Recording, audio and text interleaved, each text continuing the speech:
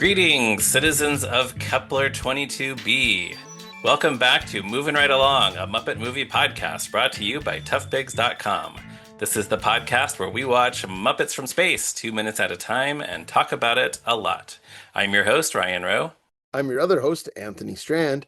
And this week we have a return guest. She's a longtime Tough Pigs pal. Guest, who are you? A-E-I-O-U! Scared you, didn't I? Yes, always. Why does he do that? A-E-I-O-U. Yeah, it would be one thing if it was E-I-E-I-O because Phil Van Neuter does stories about animals. But E-I-E-I-O-R is a Right, that's another different sketch. sketch on Muppets Tonight. Yeah. It's Becca Petunia from toughpigs.com. Oh, yeah. That's you. Hi. Thanks for being on the podcast. It's always a pleasure. And let me tell you something. I feel like I kind of have a reputation of these really ambitious, like when I come onto your show, like for Muppet Christmas Carol, I had a game, I had a trivia game. For Muppet Treasure Island, I had a lot of deep, angry opinions about like the ways that gender non-conforming people are portrayed in media, and I also had a rap. But I thought it would be the most appropriate for this movie if I kind of phoned it in and barely prepared at all. Wow. That felt most appropriate for Muppets from Space. So, Sure. Yeah, can't wait. it's a pleasure to be here. That sounds great. And now I'm still thinking about A-E-I-O-U. Like, is that a reference to something? Is there another like a host of a show like Tales from the Crypt or something who had an introduction like that? I don't know. If Where anyone else he's out there where has a he's theory, where he said the vowels, like or what could something similar, possibly. like hey you, maybe I don't know. But yeah, maybe we'll do some research and get to the bottom of that. I think you've confused the Crypt Keeper for Chunk. Hey, you guys, right? Yeah, which was also shouted at the beginning of the show, The Electric Company, which was often paired on PBS with Sesame Street. Yeah, well, Anyway, that's a children's television workshop production. It's not just Sure exactly. is. It Yeah, sure they were is. they're siblings. they were siblings. Yeah, that's a better way to put it. So anyway, today we are talking about minutes 53 and 54 of Muppets from Space, in which the rats continue their escape, and Phil Van Neuter prepares Gonzo for surgery.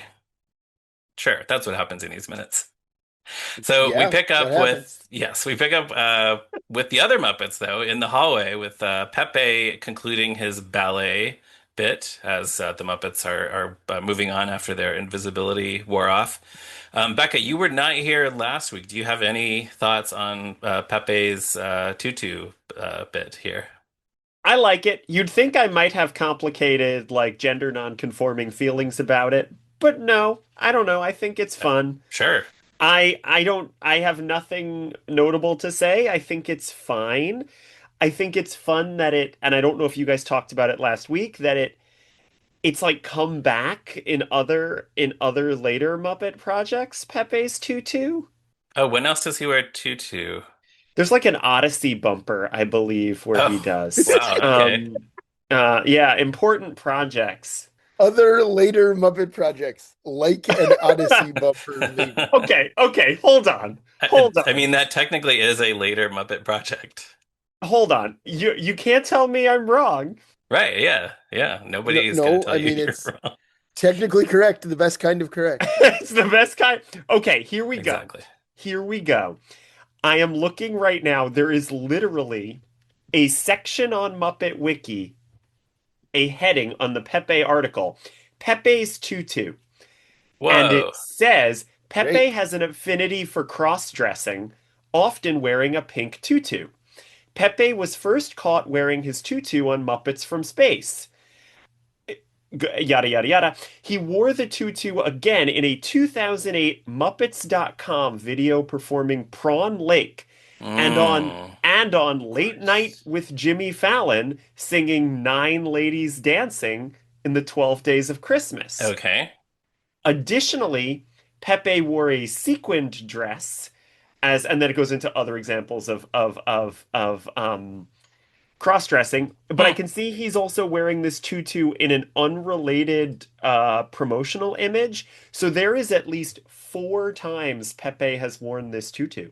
So You've convinced me. Yeah. Wow. It's Okay. his signature bit. Yeah, his tutu is always on hand.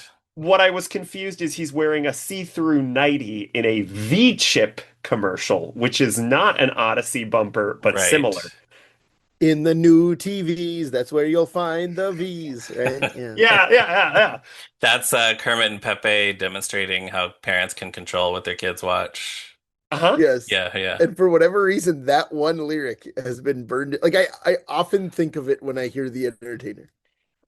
Aren't you Nice. aren't you gl aren't you guys glad you had me on this? You wouldn't have known this about I mean, Pepe's tutu. for Becca, always. Like you're kidding, but like of course we're always glad to have you on the program. But Like we would you not know have that. had that particular tangent. So yes, Okay, always. so I just want to put this out here. When the Tough Pigs Discord is full of people saying that you didn't talk about Pepe's multiple uses of this tutu, I want everybody who posted that last week to know that I see you and I'm here for you. Oh man, yeah, I bet that will happen. Yeah, at least one person. That's probably true, yeah. Yeah, we'll see what happens. Listener, maybe it was you. Maybe you're listening right now and thinking, "Oh yeah, I was the one who posted that on the Discord." So Listeners like you. anyway, then we cut to Bobo as Rentro, showing General Luft, I guess, to where to go to a particular place inside Covenant. It seems to be what's happening. Rentro says, "Our new retinal scanner." He's proud of this thing, but General Luft just kind of grunts in a non-committal way. He does not seem to be impressed. Bobo Ezrentro is so excited about the new retinal scanner. I love Bobo, especially Bobo as Rentro. Yeah, oh Yeah, no, Bobo is one of the best things about this movie. And definitely. stuff like that, like him just like being delighted by his boring job Right, is yeah. really fun. Genuinely. Yeah. Yeah. But yeah, I mean it's General Luft is giving him nothing because he is as unimpressed as Bobo is excited about it. But Bobo as Rancho, of course I should say, he Yeah, pushes a let's be button clear. to turn on the scanner and then he puts his eyes up to the machine and it flashes like a strobe light, blinding him. He kind of staggers back, and then as the door opens, we see that Rentro's eyes are now like white dots with little tiny pupils. It's like when Gonzo took everybody's picture with the flash in The Great Muppet Caper. Now, I will say I showed these two clips to my spouse and frequent Tough Pigs guest, Eli Lee. Eli has never seen Muppets from Space at all. So this was Eli's first Muppets from Space experience, these two Mhm. clips. And Eli did laugh when Bobo's eyes became little white dots. Sure. Yeah, I mean, I think we all, well, no, not everybody, because some people think it's weird or whatever, creepy, but I think most of us like when they just mess around with the physical attributes of the puppets like this. Right. Well, I mean, it's one of the highlights of Great Muppet Caper, right? Like, Yeah. as we discussed during that movie, who among us did not pause to see all the eyeballs Oh, yeah. watching Great, Right. after the photo? Hmm. And this is just like a nice little callback. Yeah, it does kind of feel like that. Yeah. Like, yeah, Bobo wasn't around back then, so here's his chance to have tiny Here's eyeballs. Bobo's tiny eyeballs. Exactly. Yeah. He says, General Luft, sir. Luft says this had better be good, but we don't get a chance right now to see what better be good because we're cutting to a new scene, which starts with a voice that's not so far removed from Bobo's, a voice saying, let's go, because it's Bill Beretta, again, as Bubba the Rat now. All the rats are in an air conditioning duct. This is a classic action movie, prison movie, all those kinds of things. A way to escape, like to find an escape route. You get in the air conditioning duct and climb around. But because they're rats, it's very large compared to them, so it's very easy for them to navigate this thing. Also very similar to another 1999 movie, Toy Story 2, True. Oh yeah, right, yeah. where the toys go in the duct to rescue Woody and are also tiny because they're toys. Yeah, they're also small. But I have a question. Tell me what you both think. Are the rats marionettes in the wide shot when we first see them in the tunnel? When they first come around the corner, they look Hmm. very like we see their full bodies, and it looks very much like they are being performed as marionettes to Do me. we see their feet? Yes. Then I would say it's likely. Yeah, I didn't think to to stop and watch it slowly, but I should have watched it slower, but that boy, would that be interesting if they are? And again, this is something that I'd love for people to say on the Discord. Because they really didn't use the marionettes that much in like the post Emmett Otter years. They right. really like did that less and less, with the exception of like Kermit riding the bicycle, which is technically a marionette. Yeah. Right. It's Just the way Bubba is kind of bouncing up and down as he comes around the corner looks very marionette-ish to me. Okay. So I don't know. Listeners, let us know what you think. And if we're seeing their feet on the surface of the duct, then that they're probably not being controlled from below. So, Right. Yeah, yeah. we can definitely see their feet. Okay. Huh. Yeah. That's an interesting theory. They are making their way toward freedom, but then Rizzo splits off from the group to go down a different branch of the ducts. And Bubba says, "Hey, Riz, where are you going?" And Rizzo says he has to find his friend. Bubba says, "What? You could get caught. What are you, nuts?" But Rizzo says he's going to take his chances, and it was nice meeting all the other rats. He's saying his goodbyes now. it feels like this is supposed to be some kind of like dramatic moment where like Rizzo doesn't betray Gonzo, but it also doesn't feel like that's been built to. Yeah, well, we know Rizzo just wants to get out of the lab, but yeah, they Fair, don't dwell on it enough to make it seem like a big dramatic moment. which is kind of one of the issues with I feel like so I guess I'll jump to this now. Even though I feel like it sort of comes later. Uh I've started liking this movie a lot less after listening to season 6 of Movin' Right Along, a Muppet movie podcast brought to you by toughpigs.com. Oh, Oh no, I'm Because so sorry. no, it's okay. Listen, into every life, a little skepticism about Muppets from Space must come. And one of the things is, I understand they're trying to create exciting tension, but this movie just cuts too much and cuts between scenes too much. And like, in ways that don't even make sense quite chronologically. Like, hmm, the Muppets see Gonzo and then they're going like see Gonzo go with that guy, and then they start automatically planning a rescue mission, but then we cut away from the Muppets. Like, I get that they're trying to like weave these three stories yeah, with Rizzo, Gonzo, and then the Muppet Show friends. And then it's like maybe if we slowed down and spent a little more time on any of these one stories, we'd understand a little bit more about like how Rizzo is feeling or things like that. yeah, Yeah. No, that's a good point. sure. I don't know. I feel like I've said this 100 times already this season, but I I think I'm this movie just never disappoints me because I expect so little from it. Well, listen, and A rave review. we'll get into this. I'm saying that I like this movie a lot less, but this movie at a time was my favorite Muppet movie. Hmm. Great. Hey, no, Um save it for the yeah, end. yeah. Well, there you got to keep listening, audience. Yeah. So, Can't wait. Can't wait. but I will say, I do love at this point. Bubba says that Rizzo's got or kids got moxie, and I love that one of the rats, I think it's Shakes, goes like, "Hey, what is moxie anyway?"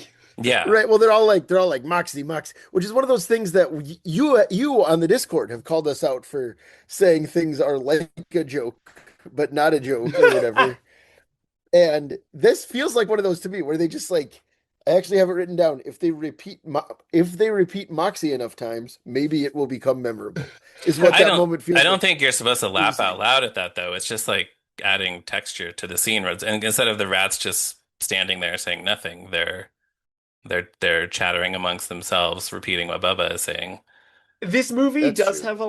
This movie does have a lot of, to quote Anthony, scenes that or moments that sound like funny, Hmm. but they're not.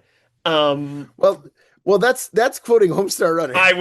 I know that's a Homestar puppet Homestar meets the little girl It sure specifically. is. It Please, sure please is. don't you come into my house. No, I'm kidding. But I think I don't know my strong bad references, but the I will say, and I said this on the Discord, basically every time Anthony says on this podcast, "Wow, that joke sort of sounds like a joke, but when you think about it, it's not," was something that I, as a child, thought was hilarious. Yeah, I think that's the thing. I think they wrote some stuff that kind of sounded like enough a joke enough to make a kid laugh that hadn't seen that much comedy, maybe, and they thought that was good enough. And so they left it there. But I have no memory of liking this Moxie scene, so who Hmm, knows? okay. But it's a good question. What is moxie? Moxie is a slang word that means nerve or boldness or something kind of similar to chutzpah. But Moxie is also the name of a soda that debuted circa 1876 in Massachusetts. And here's the thing, the slang word was inspired by the name of the soda rather than the other way around. I Is think that that right? is very cool and interesting. I agree. Oh, I love that. Yeah. It's just been around for so long. I guess people started referring to like, oh yeah, they must drink Moxie. I don't know how it started, but it is still available regionally. It's also the official state drink of Maine. So I guess the Maine. What do you call somebody from Maine? A Mainer? Maynard. Yeah, I guess the Mainers really embraced Moxie as well. Um, I'm very into novelty sodas and old fashioned, so like old timey sodas. I've never had Moxie. I should keep an eye out for it and see if I can find some somewhere. But Yeah. I've seen it described as being kind of like root beer, but not really. I'll let you know if I see some around. Okay, please do. Let me know. There's also a very charming young adult novel from about a decade back called Moxie by Hmm, Jennifer Matthew about a teenager starting a feminist revolution at her high school. cool. See, Do people say she has Moxie in the book? Yeah, her mom mostly. Um, Nice. but that's the name of her zine that she publishes at her high school. Hmm, okay. Uh, anyways, they made a Netflix movie out of it, directed by Amy Poehler. I never saw it. Oh, The book is wow. very good. Huh. Okay. So Hmm. go seek out Moxie, the movie. And I No, thought, read the no, oh, read the read the book. novel. Read the book. Okay. Anthony, I thought you might have something to say about the DC Comics character Moxie Mannheim. Uh, I don't know the DC Comics character Moxie Mannheim. right, and I also don't know the DC Okay. Yeah, character Moxie It's Manheim. I know he's on the Bruno Mannheim. he's on the disambiguation page for the word Moxie on Wikipedia. I think a Okay, fairly minor character, but apparently played a role in Infinite Crisis, and like I know the. his status has been retconned back and forth a few times. Okay, so it looks like this is Bruno Mannheim's father. Okay, Because I know the like Superman gangster villain Bruno Mannheim. He was on animated series and stuff. right. But apparently there's also his so Moxie Mannheim is his father, apparently. All It right. does just sound like an old-fashioned gangster name, like a Yeah. monster name from Yeah, Guys I and like Dolls or it. something. I like it a lot. Yeah, Oh yeah, it's great. yeah, good name. I should have changed my name to Moxie Manheim. You We should have could done it. still call you Moxie as a nickname. It's never too late. Yeah. Apparently he is also in an animated movie called Catwoman Hunted, voiced by Mm. Jonathan Frakes. So Ah. Oh, probably giving it a little bit of that Xanatos vibe, if I had to guess. Hmm. Cool. Yeah, that guy has Moxie. Hmm. Uh, so in this shot where Rizzo is proceeding on his way alone, we start to faintly hear a voice coming through the vents, which I think is a cool detail to transition to the next scene because it's the voice of Dr. Phil Van Neuter, who is now preparing to perform this procedure on Gonzo. Um, Becca just raised her arms. Was that triumphant? Yeah, okay. So I requested, well, finish your, oh, well, okay, I'll start. Yeah, you go. I I requested to be on this scene. And I will say often, again, like last time I requested to be on a scene I didn't like because I wanted to be the one to talk about the scene that I didn't like. When you guys said to the Tough Pig staff, you were like, "What episode do you want to be on?" I was like, I want to be on the Phil Van Neuter episode, and I assumed that everyone would want to be on this Phil Van Neuter episode. I Did was you? a I was a little worried. I was a little worried that I was going to have to be like I'd have to like, I don't know, argue with six other staffers, Wow. start brawling with Drake or something over this Phil Van Neuter scene. That's not what happened. No, it's not. I think that this scene is the funniest scene in this movie. Wow, And okay. I also, I'm gonna blow your minds here, guys. I like Phil Van Neuter a lot. Good. Okay. Everyone needs a champion. Oh, I mean, like, no, he's not even in my like top 20 Muppets, but I think Phil Van Neuter is a really fun character. I think the problem is that Tales from the Vet is an awful segment. The thing Yes. about Phil Van Neuter on Muppets Tonight, and because that's where he got his start. He's a character played by Brian Henson on Muppets Tonight. He has this recurring segment called Tales from the Vet, which is like a Tales from the Crypt parody, and he's like a crypt keeper type. He's a veterinarian named after, of course, O.J. Simpson's lawyer, Phil Van Natter. It Um, was one of the LAPD detectives on the case. oh, thank you. Not Yes. OJ's lawyer. I Right. apologize. Um, don't don't sue me, Phil Van Natter, for misidentifying your relationship to the case. Right. Um, and in these sketches, he would start and he would do a kind of scary introduction, like the Crypt Keeper would. And then here's the problem. There is not any Tales from the Vet tale that is funny in the least bit. And in That is fact, correct. there is not a single one that is even tolerable to watch. And but were there more than I thought there were only two. We talked about this a little bit last week, but was there more than just the pig who Are there liked only ham are and the there turkey only who liked Thanksgiving? I mean there's the Christmas party one, but that doesn't really Right, but count. that's Right, not he's even a trying to tale. tell a Yeah. story, but he's Yeah. failing, and it's something funnier than a story would have been. Okay, so there's I think only it might two. just be those two. So there's only No, two. there's looks like there's one more in, well, I don't know. If this the last episode of the show has the story of the Echo Machine. Dr. Phil recalls how Mulch talked him into using an Echo Machine on the show. So yeah, it's another one that's I not don't a scary remember story. that, but I yeah, again, he's not really telling. Yeah, I think they just figured out very quickly that the basic premise of the sketch didn't work, but he's such an unusual character that they wanted to keep using him. I like him a lot, especially in this movie. And one of the things that I really think Phil Van Neuter does that most Muppets can't do, and that this movie does right, is that Phil Van Neuter can be a villain and be a little scary, but also be very funny at the same time.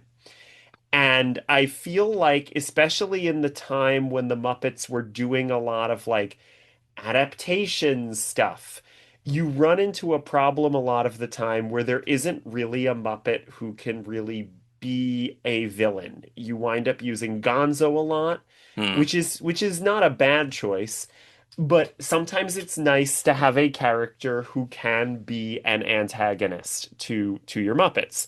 And it Yeah, feels like Bobo kind of falls into that role, but not really. He's more of a villainous henchman. he's the dopey henchman of the villain. Yeah. I think you can do some fun things with Phil Van Neuter if you want to. But I also completely understand that maybe this movie is everything fun you can do with Phil Van Neuter. And once they did this movie, they were like, oh, that's it. That's all of our ideas for fun things you can do with Phil Van Neuter. This was the extent of it. Could be, yeah. But I do watching these 2 minutes specifically, I was thinking, oh, wait a minute, I'm really I'm really liking this appearance of Phil Van Neuter. Yeah, this is a really good use of just the kind of, it's not exactly a nervous energy, but just a very kind of just a weird energy from him. And it Yeah. seems like Brian Henson is having a really good time performing him.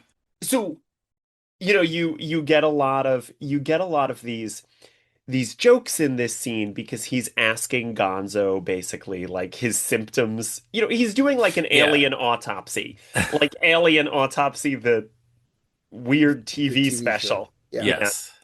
But it's also the form that you have to fill out before you have a doctor's appointment. Well, and that's what I was going to say, and I think part of why I find this so funny is I am a woman who is not only transgender and has to go to a lot of doctors because of that, but I'm also chronically ill in ways Mm. that I will not get into because that's even more personal than the fact that I'm transgender.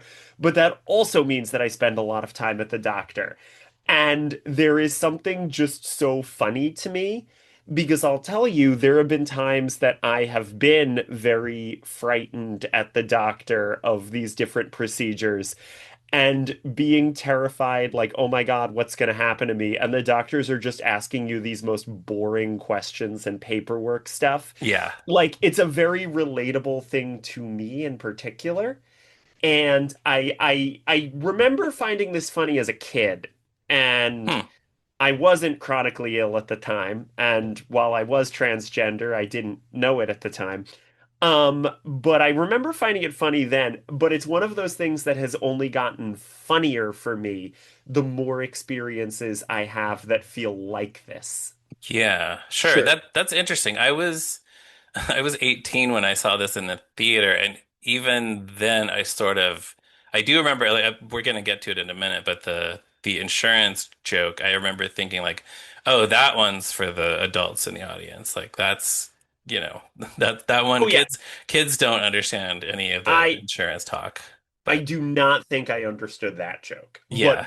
boy, do I understand that now. Oh yeah. And the worst is when you fill out all the whole checklist of like I'm not coughing, I don't have a cold, I haven't had these symptoms in the last 30 days. You do that before you get to the doctor's office, and then when you get there, they make you fill out a whole thing that has all the exact same questions again. Now, admittedly, these jokes are trite and old. These, like, doctors, insurance, you know what insurance is like. And, Yeah. like, you fill out the paperwork. I think about literally, like, there's the whole Jerry Seinfeld routine where he's like, so they make you leave the waiting room, and then you gotta wait in the operating room, and you Right. don't even have the magazine anymore. What is up with that? And it's like, Yeah. it's very trite, but I think putting it in the context of this like manic mad scientist trying to do an alien autopsy, or I guess it's like an alien vivid Well, they're vividopsy. removing his brain. Yeah, but he's alive at anyway. The Yeah. point is the point is I think that gives it enough life that I think that this stuff sort of transcends the more generic nature of it. Hmm. Yeah, that's a good point because I'm thinking about that, and I don't think it would be as funny if this were a human actor just acting normal saying, "Do you have these symptoms?" It would be in that case it would seem more like the, okay, yeah, this is an obvious joke. It's just the isn't wouldn't it be funny if they asked these mundane questions while you were being kidnapped by like a shadowy government agency? But yeah, having this weirdo freak character like Dr. Phil Van Neuter doing yeah, it works somehow. Hmm. And isn't it great? Isn't it great that finally we have someone at CovNet who is a Muppet? I understand that oftentimes, again, like the villainous groups, the villains in these Muppet movies are humans. Yeah. And obviously we have Bobo. Bobo is Rentro. Bobo Yes. as Rentro. Thank you. Thank you, Anthony. Thank you. Thank you for holding me to that. But imagine how much better the guy who runs the lab is. Who's the guy from Scream? David Arquette. David David Arquette would Arquette. be if David Arquette were a funny monster. Sure, it's just like It would it's be just very like it's just like different. this is like Gorgon Heap being like the maze looks delicious Yeah, or exactly. whatever. Why? Yeah. It's nice to have a Muppet here I right would now. laugh more at that just from the sheer ridiculousness of it. So yeah, sure, why Puppets not? are funny. Yeah, how about that? So Dr. Phil Van Neuter is consulting his clipboard. He asks Gonzo, "Do you now or have you ever experienced any achiness in your tentacles?" Gonzo says, "I don't have tentacles." Another interesting thing about this scene is that like Gonzo is the straight man to Phil Van Neuter being the oddball, which doesn't Yeah, happen often. which is so weird, but again, Yeah. I think it works given the situation. Yeah, and Phil is just like so satisfied with this answer. He says, "Oh, good. No achy tentacles." He makes a note. He says, "Head ever come off?" Gonzo says, "No, I don't think so." Phil Van Neuter says, "Good, good, good."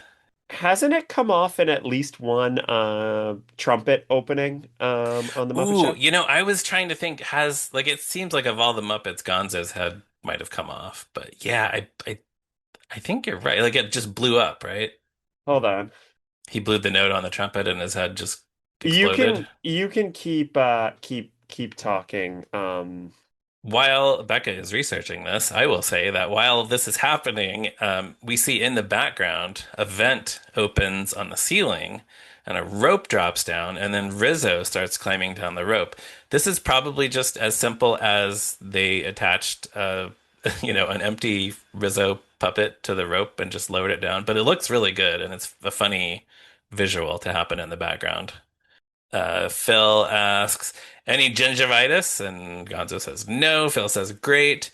And then he says, "What about that beaky thing you've got there? Ever had any problems with that? Itching, swelling, flaking?" And he reaches out with his pen in his hand and kind of like jiggles the tip of Gonzo's nose with it, which is just a very funny little visual moment. Episode 401, John Denver. Gonzo's head explodes and appears in another corner, shouting, "Whoopee!" And this also happens basically the same in episode 502, which is, of course, Loretta Swit. It looks like it's a different film of it, but it's the same Huh. joke. They just So did it again. Gonzo should have told Phil Van Neuter, yes, when Loretta Swit is around. Yeah. Wow, I can't believe that that is such a plot hole, such a such a continuity error. And I hope someone got fired for that blunder. Oh yes. And that's why we didn't see Phil Van Neuter for another, like, Oh man, that's why it 20 happened. years between. Yeah. I mean, everybody knows Gonzo's head exploding is canon to the Muppet universe. So that's how some people talk on the internet. Um, Gonzo responds about his nose, his beaky thing. Well, some flaking a couple years ago, but it's and then Phil interrupts. Oh, who cares? It's showtime. He's just so excited to do this invasive procedure on Gonzo. He runs around pressing various buttons on various machines. Then he runs across the room, just kind of singing to himself. There's a big sort of pointy piece of equipment. It looks more like what you would normally think in a sci-fi movie would be like some kind of laser gun or like a shrink ray or something like that. He presses it to Gonzo's head. Gonzo asks what it is, but Phil just says, here we go, just stay like that." Then we cut away from this because we're back in the hallway somewhere inside Covenant, and somebody is cautiously creeping around the corner. And it's Pepe, sort of, because it's Pepe, but he's wearing a very long lab coat and he's much taller than he usually is. And he looks around and says, "This way." And then we also see Kermit also wearing a very long lab coat, also looking much taller than he usually is. And then we hear Fozzie and Piggy grunting, Piggy saying, "Whose bright idea was this anyway?" And we realize that the two smaller Muppets are standing on the shoulders of the two taller Muppets to create the illusion that they're people sized, I guess, and that they work there. It's beautiful. I This is love it funny. so much. Yes, this is really good. This is funny. Yeah, and this is years before Muppet Man in the 2011 movie. And it's funnier than Muppet Man, I think, It is, yes. personally, 1,000,000% for a variety of reasons. because the Muppet Man has too many people in it. Yep, that's one of the Yeah. reasons. And I also think the context makes more sense here because it's ostensibly like they're trying to sneak through a lab. There's no reason why you need to be some kind of weird giant. Like Fozzie could have just worn a mustache to get a fake meeting with Miss Piggy in the Muppets 2011, and that Yeah. also would have been funny. He doesn't need to be 18 feet tall. Right. Right? Yeah, it's Yeah. true. We'll talk more about that in next season. That's the next movie. Wow. Indeed, yeah. Uh, and yeah, I think I don't know if we ever actually see Pepe's whole body here with Piggy's feet, do we? But Mm-mm. Kermit's No, you head, don't. You don't see Piggy's feet. yeah, You do hear her high heels though, but right, you do not see them. yeah. But Kermit's head and long body with Fozzie's feet looks very funny when he fully walks into frame. Piggy complains that she can't breathe. They're making their way around the next corner. And then we cut back once again. How many scenes are in these 2 minutes? We're back to the lab just in time for Phil Van Neuter to say, okay. And that's where this clip ends. And that's the So end. It was who so knows? close to being Yes, a very clean cut. close. What's he gonna say? Oklahoma is my favorite state? Who knows? We'll have to wait till next week to find out. He's gonna say Oklahoma. That's what he should say, yes. Yeah. Um, so yeah, that's all I have on these 2 minutes. Anything else on these 2 minutes? Becca, starting with you. I think Phil Van Neuter is funny. I think he's funny in this. I think he's going to be even funnier next week, is my prediction, because Okay. he's going to say Okefenokee Swamp is where the comic Pogo takes place. Yeah, that's probably what he's about to say. That makes a lot of sense. So He loves yeah, it. tune in next time when you'll hear Dr. Phil Van Neuter say. Big Walt Kelly guy. Yeah, well, I hope so. okay, Jim Henson, big Walt Kelly guy. You know Yeah. he probably shared it with Brian, Oh, I'm sure. and Brian is Phil Van Neuter. That's I can't. The logic is airtight. It's I'm sure airtight. they had some Pogo, paperback collections in their house. Anthony, Probably. anything on these 2 minutes? Yeah. Just one thing. I never noticed the Band-Aid on Bubba's ear before. Has it been Oh, there this whole yeah. movie? I actually I meant to go back and look at the previous scenes and I forgot, but I don't It's think it was there before, but I might be wrong. it. It's pretty gross. Like I'm not even Oh, sure why. It's just but weird that he has a Band-Aid on. it's not bloody. It's just a No, band-aid, it's not. right? It's just a Band-Aid, but it's just kind of like what happened. It makes me curious about like what they did to him that required a Band-Aid. Well, he's been going through all kinds of tests at the lab, all kinds of sadistic medical tests. So yeah, Yeah. we probably don't want to think about it too much. I will also say Eli did say that they liked the one rat's hair. So there's something about Bubba that somebody Oh, likes is Bubba's hair. There aha, you go. yeah. Something to like about Bubba. Yeah, no, I was just glancing at my old Palisades Muppet figures on the other side of the room, and I'm thinking I never got the Phil Van Neuter Palisades figure, and I just kind of thought that I didn't care and didn't want it, but now I'm thinking maybe I should see how much those go for on eBay. So I got a Phil Van Neuter action figure from Craig Shemin Mm, 2 Swamp Meets ago. And I took it out of, it wasn't in the packaging. Craig kind of had them in little Ziplocs. hmm. And I got it out and it was sticky. Because Yeah. a lot of the softer plastic material on Yep. those Palisades figures kind of becomes a little sticky. And I was like, I'm not gonna be stopped by this sticky Phil Van Neuter. I'm Becca Petunia. I'm smart and capable. I'm going to look up online how to what deal with a sticky action figure. And I did, and some website was like, if you get like sealant spray and you spray the action figure with sealant, you'll seal in the stickiness. So I was like, Hmm. great, I'm ready. So I sprayed the Phil Van Neuter with sealant spray, and now he is even sticky. He is Yeah. the stickiest thing I have ever encountered Oh or no. dealt with. He lives in my garage now Okay. because we don't know what to do with him, and he would be difficult to throw away because he is so sticky. You don't want to And touch him again. correct, Right. he has remained sticky for 2 years now. Um, Joe Hennis, if you're listening, you owe me a Phil Van Neuter action figure because Oh. you promised to give me your Phil Van Neuter action figure when I told you the saga of the too sticky Phil Van Neuter. So Joe Hennis, hit me up.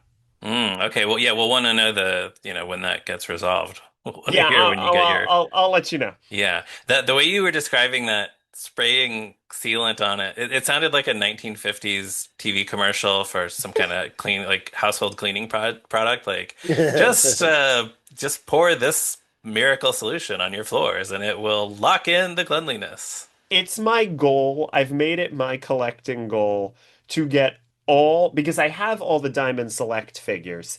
Yeah. So I want to get just the Palisades figures of Muppets that they never made Diamond Select figures of. Oh, yeah. So basically just like the most obscure characters. So Hmm. on my desk I have Uncle Deadly, Pepe, Beauregard, Clifford, and Johnny Fiamma. Yeah. And I want to get my my Phil Van Neuter to go with those. And then I guess I just need like Pops and Yeah. Link and Strange Pork and Lips. Are you including the little, like the smaller figures, like the little mini dog lion? I do have the mini Thog on my desk. I do Okay. not have the mini Dog Lion. Yeah. Well, those are out there somewhere. And I have the mini Ghost of Christmas present that I use as a Mm, Christmas decoration. nice. Anyway, we're getting way afield. But you know what? We're still talking about Muppets. We're talking about Muppet toys, so it's Yeah. this is we're still on topic. But we do have two questions that we ask all our guests at the end of every episode. The first one being, what is your history with this movie, Muppets from Space? So Muppets from Space came out when I was 8 years old. I'm younger than you guys. I probably saw it in the theater, but I have no memory of doing so. Hmm. Which is weird because I have memory of seeing Muppet Treasure Island in the theaters, a movie that came out when I was 5. Yeah. Um, but I loved Muppets from Space. I watched this movie more than any Muppet movie Hmm. growing up. Did you have all of them? Um, You had access to them? Not all of them. Okay. I don't remember the order we got them. We certainly had the get a free watch of those two because Did I did literally did you I say get a free watch? Yes, she said get a free watch. there we Very go. good. We Because missed one a few episodes ago, so I had to make sure we didn't miss that one. because Anthony, I need to send you a picture of this, but on my wall here in my Muppet office that you guys are seeing, you can't see it because it's on the wall that I'm facing right now. Hmm. But I have a framed and signed Amy Meberson print of all of the Muppets as all of the doctors and all of the companions, or Ooh. Oh, sure, sure. many. I've seen that. I've seen Yeah. that picture. Yeah, yeah. And Bean Bunny is Adric, that thing, Bean right? Bunny is, of course, Adric. Yeah, yeah. I Um, love it. it's got Spamela as Rose. It's got Annie Sue is on it as someone. She's Um, Mel, isn't she? Annie Sue's Mel, I think. I think so. That sounds right. I'm doing this from memory, by the way. I'm not even looking Yeah, at no, the I mean, picture. I have it right here, but the problem is I don't know a lot of the older Doctor Who characters. Right. Now I'm good. Now I'm Googling it. But yeah, what were you I gonna say just, about it though? oh, and on top of it, balanced, I have the Great Muppet Caper free watch. Oh, Um, Oh, nice. awesome. And of yeah, course, listeners might remember that Joe Hennis gave Ryan and I free watches some years ago on Yes. air. I Yes. And had, my I have Muppet Movie and Ryan has Caper. I definitely, Yeah, Annie Sue is Mel from the Mel Bush, the companion of the sixth, seventh, and 15th Doctors, because that show is insane. so I loved this. And in particular, it was the movie that I always watched when I was homesick. If I was homesick, I was watching Muppets from Space for a very long time. Hmm. I don't know why that's what I decided, but it's what I decided. I also was a huge fan of the Muppets from Space making of book, which I read again and again and again. I have it on my shelf over there, also off camera in the Muppet office. Hmm. I loved this movie. I am wondering, after rewatching it at the be when you guys started this season, I rewatched it, and also after listening to your podcast, I'm wondering if maybe I'm wrong to put this movie above Muppets 2011 and Muppet Treasure Island. I feel like those three are definitely my bottom three, but I need to figure out exactly the order of the triangle. Yeah. Sure. Well, I mean, whatever it is your opinion. So Oh, no, no, no, you but can, this is just my opinion is right. Yeah. I mean, I'm changing. just This saying, is like, not, yeah. there's not really a wrong. It's just, yeah, whatever you decide, obviously. So yeah. And our second question is, what is your favorite sci-fi movie, TV show, or other thing? Yeah, so okay, so I've been thinking about this question for months because I listened to your show. So one of my I have a couple of different answers, but there's really only one that it can be. So let me just say really briefly, um, the new X-Men comic from 2001 to 2004 Hmm. is a personal favorite of mine, and that absolutely counts as sci-fi. Oh yeah. Of course it Um, does. I think as we've previously discussed on this podcast, I think all superhero comics count as science fiction. Superhero stories, basically. Yeah. Speaking of superhero stories, another favorite of mine that I was going to list is Legends of Tomorrow, the TV show. Yeah. Oh Mm. yeah. Let's Now that go. that TV show rules. I need to It's the watch it. greatest. I've been meaning to watch through it again. I own it all on Blu-ray. I Can I, also can I tell I you something so dumb about Legends of Tomorrow? please. So that show ended it. Roz and I used to have a tradition to watch the new season on DVD outside on our porch, like with a projector. This was like a tradition we started in like season 4. Oh, When season 7 rolled around, we only got through like the first 6 and then school started.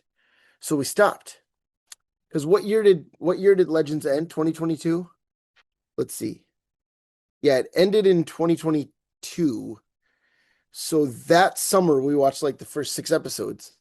And then the next summer we only watched 3. hmm. No, so yeah, 2023 we watched 6 episodes. 2024 we watched 3. 2025 we watched 3, which means we still have 1 episode of Legends Tomorrow left that we've never seen. Hmm. Because we've been working on the final season for the past 3 years. Are you just gonna save it forever, or? No, we're gonna watch it this summer. Oh, Summer okay. Oh, 2026. It's happening. Cool.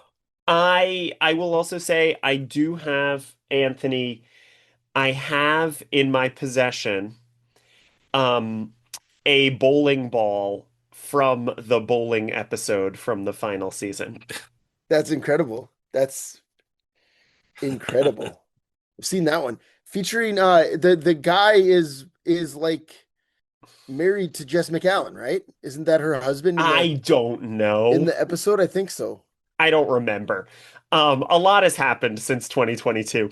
But I own the It's bowling true. ball. I own one of the bowling balls, That and rules. That's cool. unlike all of the Henson props, I spent like $30 on it because no one cares about this.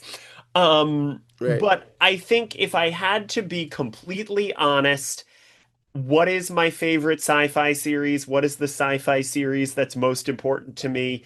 And you can argue on whether this is a sci-fi series or not, but I think it is unquestionable that the sci-fi series I care the most about is Pokemon.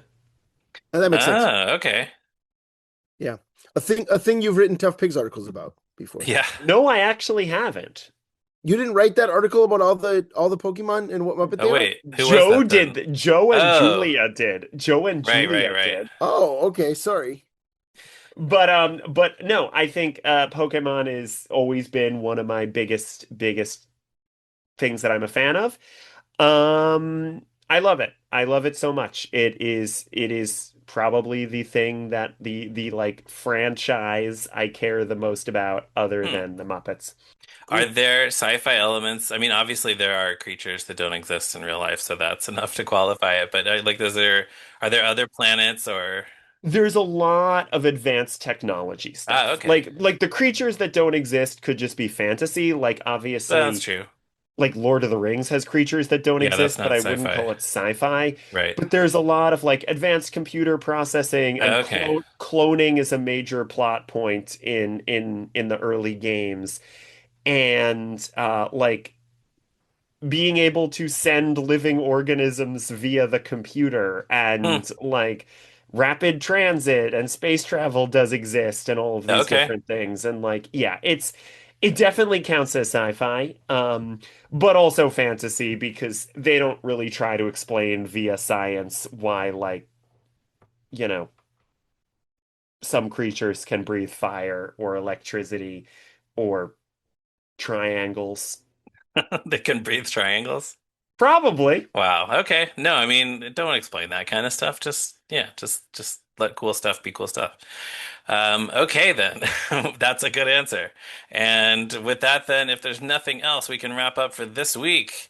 As always, we want to thank Morgan Davy for our show's logo and Jordan Brandon for our theme song. Listeners, you can find toughpigs.com on the internet, and we're all over other places online where we have a Discord server. Go hang out over there. Anthony is on Blue Sky at Durwood Clapper. I'm on Blue Sky at Me Ryan Rowe. Anthony is on Letterboxd at Zeppo Marxist. I'm on Letterboxd at Movies Are Neat. Becca, thank you so much for joining us. Oh, thank you so much for having me. And you'll be back with us next week, won't you? I sure will. So we're gonna wait and make you wait to plug your online presence until then, Ooh, because okay. we're mean like that. I do feel like most of the listeners know where they can find me. Also, just while we're on the subject, uh, Cam, Pokemon the movie, The Spell of the Unknown. Please just write that down.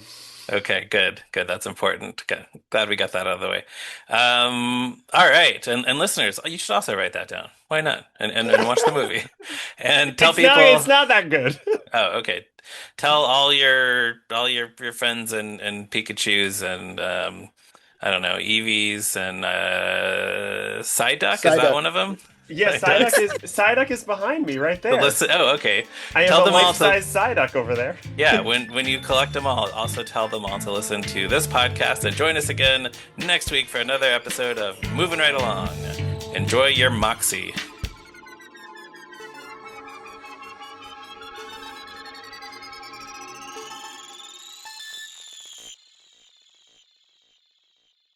Hey, oh, you! Scared you, didn't I? Yes, always. I am Dr. Phil Van Neuter, your friendly veterinarian.